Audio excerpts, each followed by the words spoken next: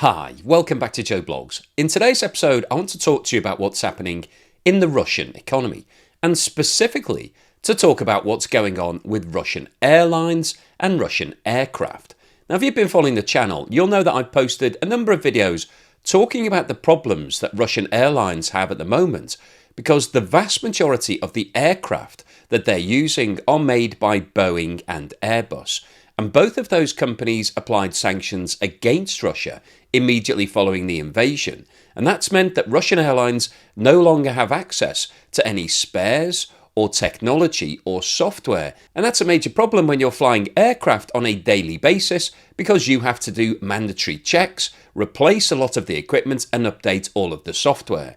So Russian airlines are no longer in compliance with their original warranties on those aircraft, and Russia has changed its laws to enable those airplanes to continue flying. But in today's video, I want to go through some of the details of what's been happening with regards to the companies that were providing finance on the aircraft that were in Russia at the time of the invasion, because Russia seized around 400 of those aircraft and have declared that they are now Russian owned. And as a result of that, there are huge legal battles that are now starting in the courts between the leasing companies, who are the owners of those aircraft, and the insurance companies that had provided policies that pay out in the event that the leasing companies lose control of those aircraft. And as you might imagine, there are lots of detailed loopholes in those insurance contracts in the small print that enable the insurance companies to claim that they don't have to pay. But before we get started on all of that, I want to talk to you about today's sponsor, MyHeritage, who can help you discover more about your heritage through a very simple DNA test. Now, you take a swab from your cheek, and I took this a couple of weeks ago. It's very easy, non-invasive, and MyHeritage are committed to keeping all of your results entirely private. Now, whilst you're waiting for the results, you can use an amazing feature on the MyHeritage website, whereby you can colorize and animate old photos. And this photo is of my grandmother and grandfather from back in the 1950s. And I can actually animate this photo so I can see her coming to life when she was much younger. Now, this is the link for the test results sent to me by MyHeritage.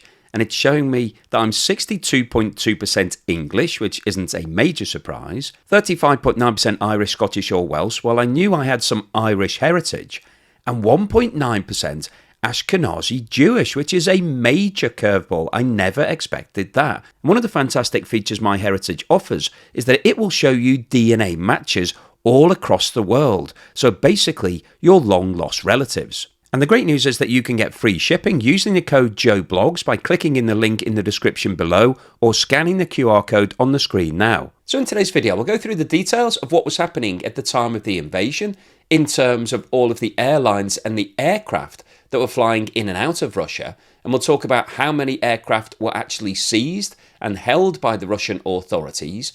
We'll then talk about how the arrangements work in terms of airlines, leasing companies and insurance companies, and who actually is due to pick up the bill in the event of something like this happening. We'll go through the details of the multi-billion-dollar court cases that are now starting. They've taken over 2 years to actually come to court between the leasing companies and the insurance companies, and who's likely to make the biggest losses here.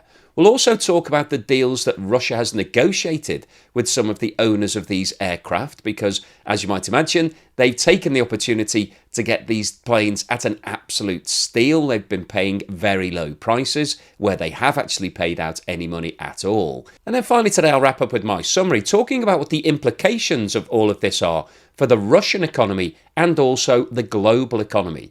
But before we get started on all of that, I'd like to say once again, thank you so much to everyone that's supporting the channel. I really, really mean it. If you're a long-term supporter, if you've signed up either through Patreon, where you can get early access to my videos and also watch them advert-free, or YouTube membership, where you'll also get early access, or Buy Me a Coffee membership, thank you. I really, really appreciate that support. When I started this channel, I wouldn't believe that anybody would sign up on a long-term support contract, but that's what a lot of you are doing, and it really helps to keep me going, keeps me motivated, and tells me that I'm doing something right in terms of making these videos. And if you've bought me a coffee or sent me a YouTube super thanks, so an individual payment, Thank you for that generosity. It really means a lot to me. I see all of those messages. I don't get time to respond to them, unfortunately, but I do see them, so I know who's sending them, so thanks very much. Really helps to keep me going. Commercial passenger planes are extremely expensive to purchase. So, for example, a Boeing 747, which carries 400 passengers, would cost $250 million to buy outright. But if you want to go to the top end of the range and buy an Airbus A380, which carries over 850 passengers, it will set you back more than $450 million. Now, if you're running an airline and you want to buy multiple aircraft, if you want to buy a fleet of 100 jets, obviously the amount of money involved in purchasing all of those aircraft would be absolutely astronomical. So the vast majority of airlines don't do that. They don't buy the planes outright. Rather, they use leasing companies. And this is very similar to a leasing arrangement for your car. So you've got the choice, rather than purchasing a car outright and forking out $50,000 or $100,000, you can sign up on a rental plan whereby you pay an initial down payment and then pay monthly repayments over a 3 or 4 year period. And at the end of that time, you will have a valuation and you can either buy that car outright or hand it back and sign up on a new lease arrangement. And these lease arrangement deals, whereby the airlines that are flying the aeroplanes don't actually own them, they're owned by a lessor, has been used in the airline industry for a long period of time. This is what most airlines do. And this diagram shows the legal structure of how that system operates. So on the left-hand side here, we've got the aircraft manufacturer. So that might be Boeing or Airbus, for example. And for most lease arrangements, they sell the plane outright to an SPV, a special purpose vehicle. And that's a company that's been set up by the financial institution that will own that plane and then lease it to the company that wants to operate it. So the airlines themselves, such as American, Delta, British Airways, Virgin, sign a lease agreement with the owner, the SPV, under which they will make payments on a regular basis. So they have the obligation to maintain the plane, to replace the parts on a regular basis, to make sure everything is done in exact compliance with the manufacturer's guidelines, and that will make sure that all of the insurance remains valid. Now, if we look at the situation above the ownership of the plane, we've got the financial institution that's actually provided the money into the SPV. They're the ones who've set up this arrangement. And the reason that they're doing that is that they want to make profit from their aircraft. They bought the aircraft, they've given it to the airline, and now they can sit back and take all of their lease payments over the agreed period. So that might be for 5 years or 10 years. And at the end of that period, they will then have the option of either selling that plane to somebody else or leasing it to another airline, or in fact, maybe extending to the existing airline. Now, on the right-hand side of this chart, you can see the insurance arrangements. And this is really important because the legal battles that are now commencing in the high courts are between the leasing companies and the insurance companies. And what you can see here is that the company that buys the aircraft and leases it to the airline puts in place the insurance that makes sure that in the event of something happening to that plane, that they will be able to make a legitimate claim and be paid back. And you can see on the right-hand side of this chart that we've got an insurance representative, so somebody who's fronting up the arrangement, and they will then syndicate that risk to a number of different insurers. So unlike your car where you just go to one insurance company, because we're talking about hundreds of millions of dollars per plane, insurance companies don't want to take individual risk. If a plane suddenly blows up in the sky, that would be a big hit to a single insurance company. So they like to syndicate the risk, spread it around, so that in the event of that happening, they will only be hit with something like a $20 or $30 million claim rather than $200 or $300 million. And if we quickly jump back to the airlines here, the reason that the airlines want to set up these arrangements are that it enables them to take on more planes. So let's imagine that you're an airline company and you've got $250 million that you want to invest into new aircraft.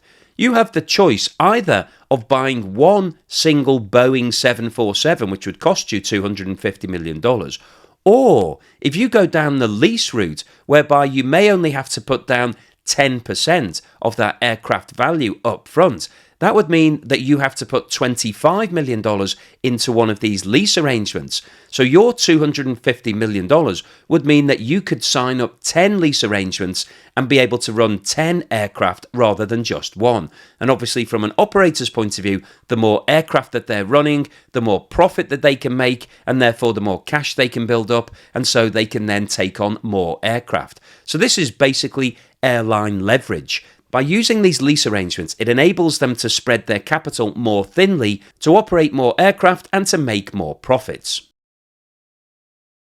Following the commencement of Russia's invasion of Ukraine on the 24th of February 2022, the airline industry was one of the first that came to a grinding halt. Most airline operators stopped flying in and out of Russia within days of the invasion started.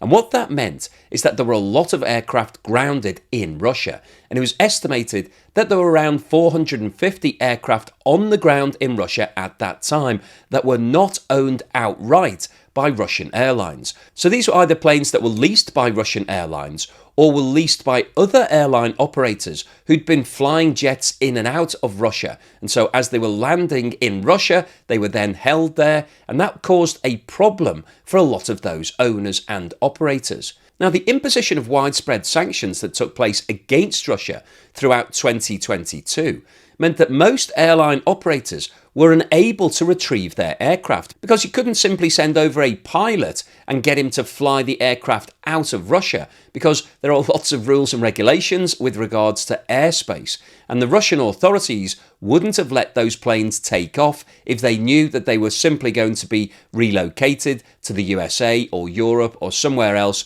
so that that plane could then be used for other purposes. So essentially what happened was that Russia seized all of those 450 aeroplanes. Now, that was a major problem for the airlines that were operating those routes. And obviously those companies could no longer run those services, and this led to huge losses being experienced by many airlines, particularly the companies that were dependent on flying in and out of Eastern Europe, particularly into Russia.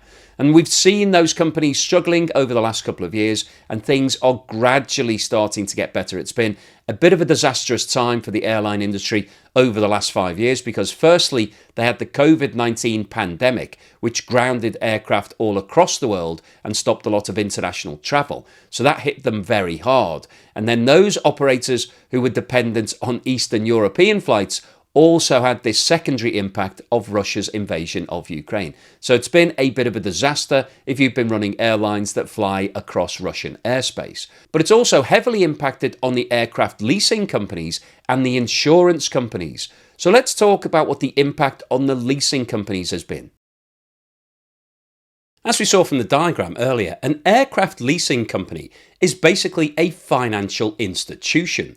What they do is provide the capital, the cash, to be able to buy the plane. They then hand it over to an airline who actually operates and runs the craft and makes payments. So basically these companies are loan providers and they're making money from the financial arrangement. And when Russia seized 450 aircraft, it caused these companies major problems because their main clients, the airlines, were in a world of pain in terms of they'd lost a lot of their services, so therefore they were no longer receiving the revenue, but they still had to make the payments on those planes.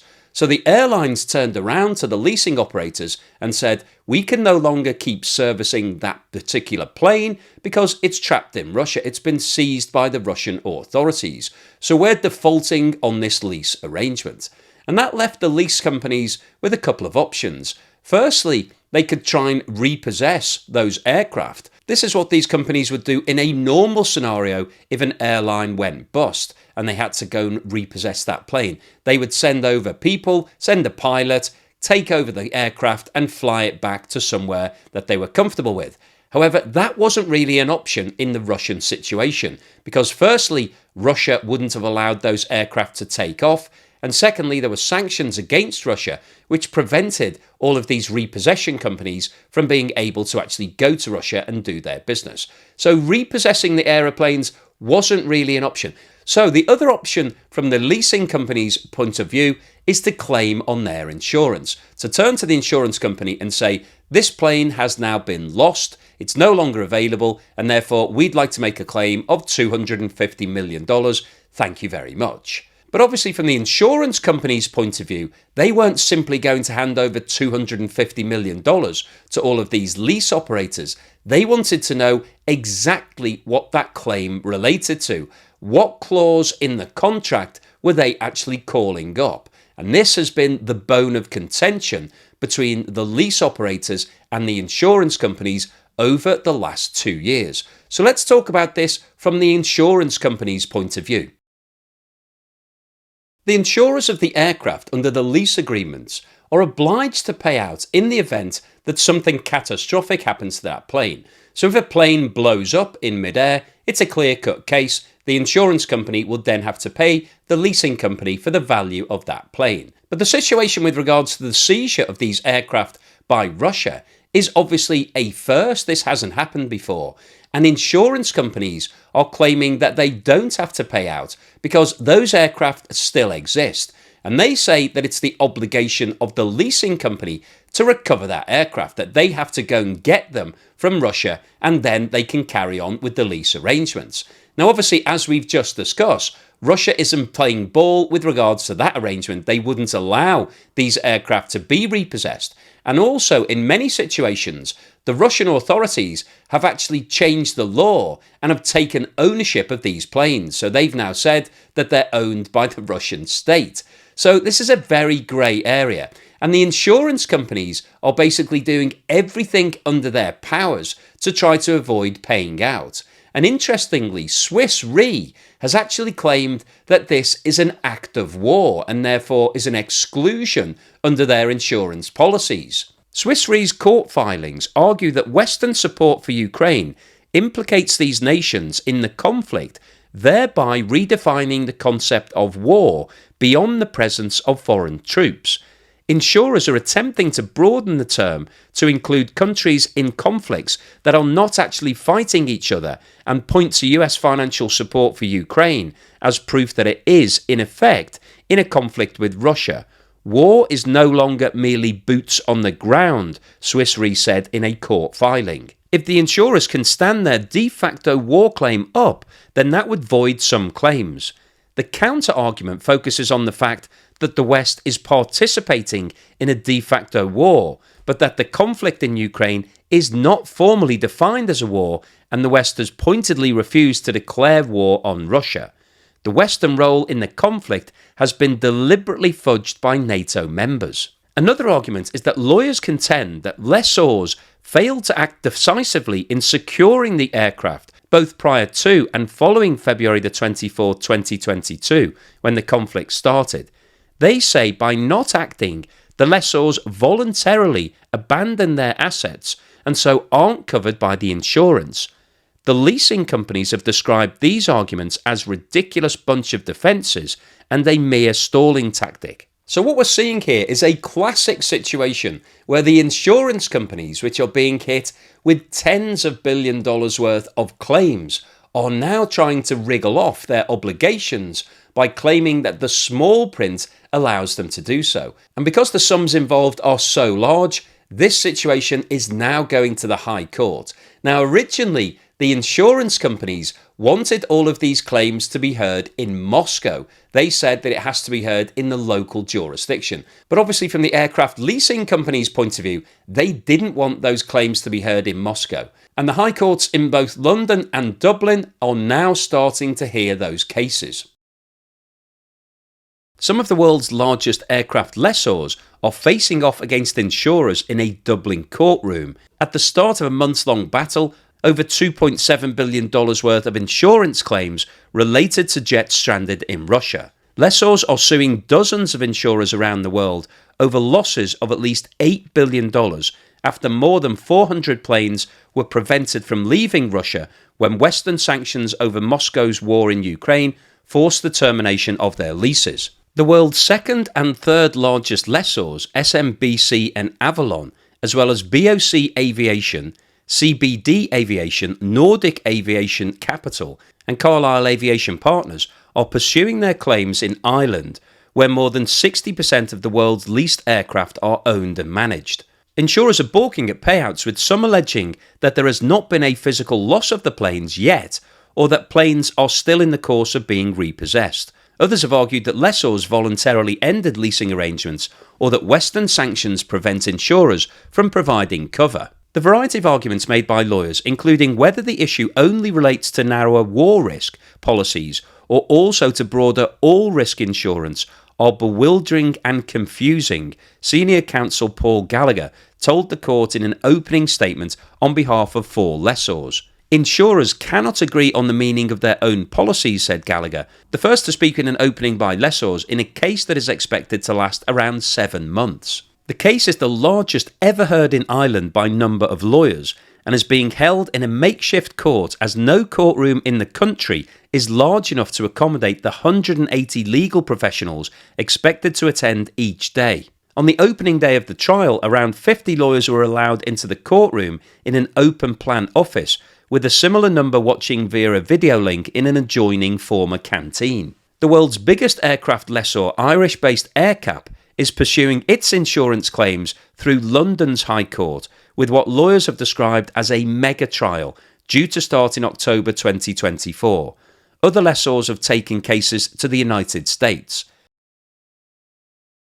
Aircraft leasing companies have secured settlement deals with Russia totaling more than $2.5 billion for over a quarter of the aircraft stuck in the country since Moscow's invasion of Ukraine started. In return, international lessors are handing over ownership of the planes to state insurance company NSK, which will transfer them to Russian Airlines. NLK Finance, a subsidiary of NSK, has been handed $3.3 billion from the Russian National Wealth Fund to buy aircraft that have been subject to a standoff between international lessors and insurers, Russia's finance ministry have stated. The deals agreed so far include a $645 million settlement between AerCap and NSC, relating to 17 jets and 5 spare engines leased to state-controlled airline Airflot and its subsidiary Rossiya. AerCap also announced that in December it had reached a second settlement worth $572 million for 47 aircraft and 5 spare engines leased to JSC Ural Airlines and JSC Siberia Airlines. Now, interestingly, this $1.1 billion deal for 64 aircraft and 10 engines compares to AerCap's original claim of $3.5 billion for 116 aircraft and 23 engines that was submitted to the London High Court. So what this indicates is that AerCap has agreed a significant discount with the Russian authorities to hand over all of that equipment. Aircastle Advisors, another leasing company, has announced that it received $43 million in a settlement relating to 4 aircraft formerly on lease to 2 Russian airlines. And interestingly, Aircastle has previously announced a $252 million impairment on the losses for those jets, which once again shows the level of discount that the Russian authorities are receiving. Dubai Aerospace has announced that it received a cash settlement totaling $118 million for 7 aircraft, and so far has written off $600 million for 19 aircraft stuck in Russia since 2022. However, Dubai Aerospace is suing 11 insurers for a $900 million settlement over 21 aircraft and equipment. Irish-headquartered SMBC, owned by a consortium including Japan's Sumitomo Corp and Sumitomo Mitsui Financial Group, said in October it had received a settlement of $710 million for 16 aircraft and their engines previously leased to Airflot. However, SMBC has recorded an impairment of $1.6 billion to cover the full financial impact of 34 jets stuck in Russia and is continuing to pursue its claim against insurers in Dublin. So what we're hearing so far is that this situation has been extremely bad news. Firstly, for the airlines that were flying in and out of Russia, they've lost all of that revenue. They've gone into financial difficulty. So it's been an absolute disaster from their point of view. But also for the leasing companies, they've had a world of pain because 450 planes were seized by Russia, and so those leasing companies were no longer receiving payments from the airlines. Obviously, they weren't having any income, so they couldn't make the payments. And the leasing companies have been unable to make an insurance claim that they normally would have been able to do in normal circumstances. So the leasing companies have been booking huge losses.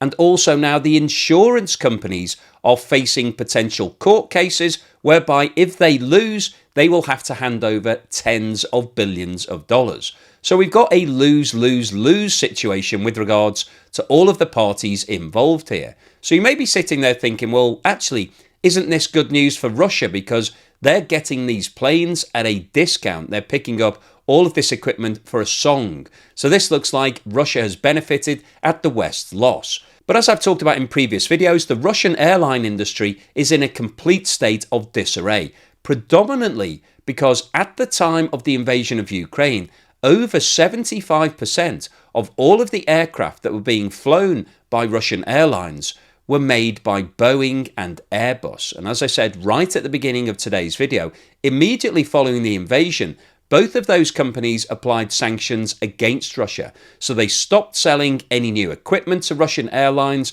and they also stopped providing spare parts and all of the technology and software that you need to keep those airplanes running. It's a highly regulated industry. You have to do checks on a daily basis on these planes. You have to prove that all of the parts are within their warranty and you're not running aircraft on old equipment.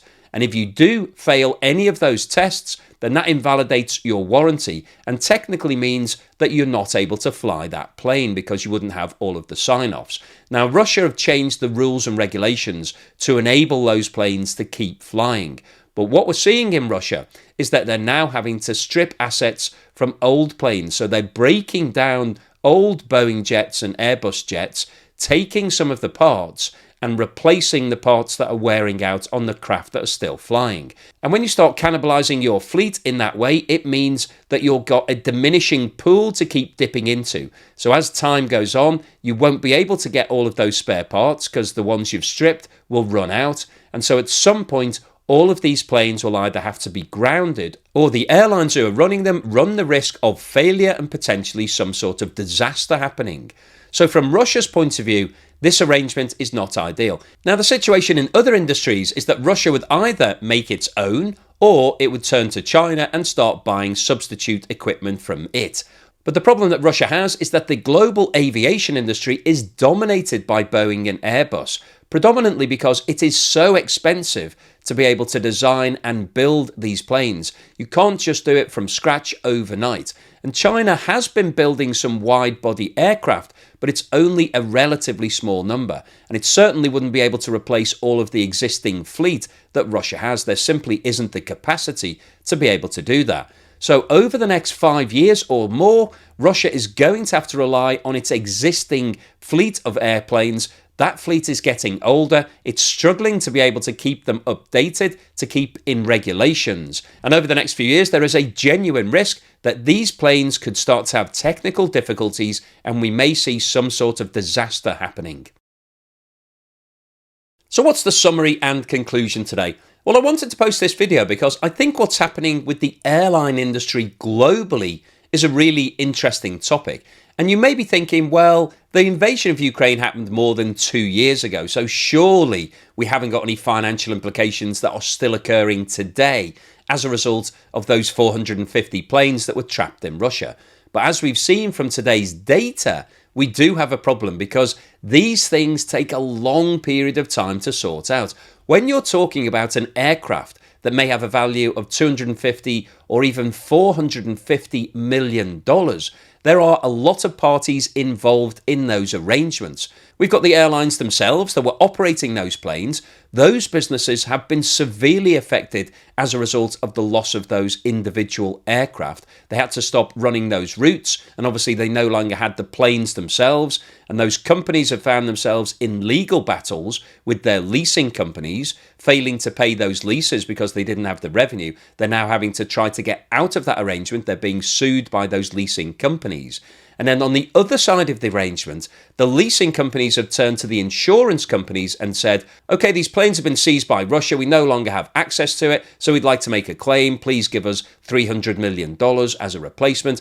Obviously, the insurance companies do not want to do that. They don't want to hand over large chunks of cash. So they've got their lawyers on the case trying to find as many loopholes and different things that they can come up with to try to avoid making those payments. And what we have now is high court cases commencing in London, Dublin, and New York that are likely to run for 6 to 12 months, and who knows what the outcome of that will be. But what we will see is large costs coming through for both the leasing companies, the airlines themselves, and the insurance companies, because they will have to pay for those 180 lawyers that are fighting over the case in Dublin, plus all of the other hundreds of lawyers, maybe thousands of lawyers that will be involved in this. So all of those legal costs will be eating up cash from all of those companies, and ultimately it's likely that we will foot the bill, because these companies will continue operating and all they'll do is increase their prices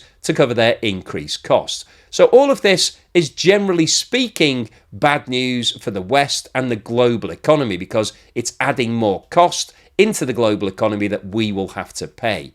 But I wanted to also talk about the situation from Russia's point of view. And as I mentioned at the end of today's video, the Russian airline industry is having an absolute nightmare at the moment. It has been for the last 2 years, and that nightmare is likely to get worse because the world has become dependent on two companies in aircraft manufacturing, Boeing and Airbus. They are the two big players, and everybody, including Russia, was buying those aeroplanes prior to Russia's invasion of Ukraine. Now, Russia is no longer legally buying those planes. Boeing and Airbus have sanctioned Russia, so they can't get access directly to them. They can buy second-hand planes where somebody wants to sell a Boeing or Airbus jet.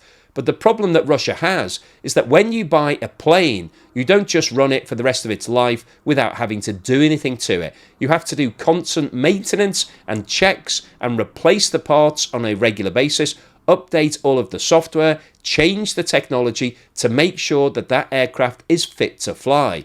And Russia cannot legally do that. There are a lot of reports in the press that Russia is accessing parts and other things illegally through the black market to keep these aircraft going. But in terms of meeting the manufacturer's warranty and doing everything that they're meant to do, Russia can't legally do that. Now, Russia has changed its laws to enable its airlines to keep flying these Airbus and Boeing jets.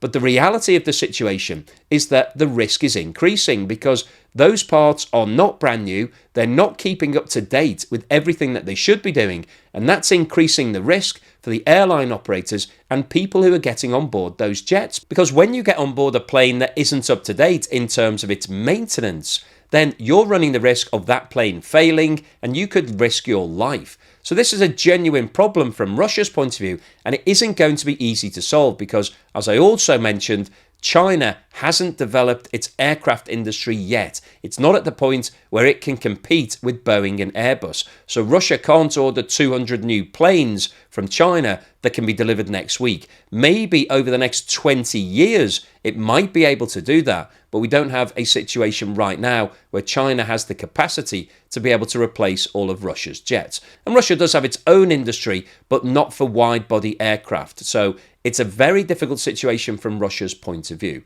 So the overall summary of today's video is that Russia's invasion of Ukraine has had a devastating impact on the airline industry all around the world. We've got airlines that have been directly impacted in terms of loss of those routes and also loss of the planes that they were operating. We've got leasing companies that have incurred huge losses as a result of those planes being seized by Russia. We've got insurance companies that are also facing huge losses as a result of the legal battles.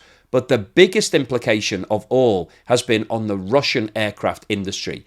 It's now flying older aircraft that are out of warranty, that don't have all of the parts and software and IT that they need to keep those planes safe. That's increasing the risk of some sort of disaster happening in Russia at some point over the next 6 to 12 to 18 months. And I think that is the biggest concern if you're getting on board a plane in Russia right now. So hopefully you've enjoyed today's video, you found it useful, informative and thought-provoking. If you've liked what I've said, then please give me a thumbs up. Thank you for watching this video all the way through to the end, and here's something to put a smile on your face.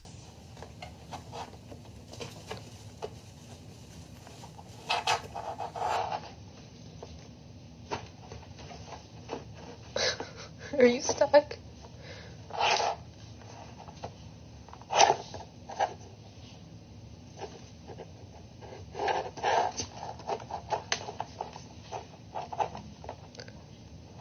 And don't forget that MyHeritage are offering free shipping to Joe Blogs viewers by using the code JOEBLOGS or scanning the QR code on the screen now.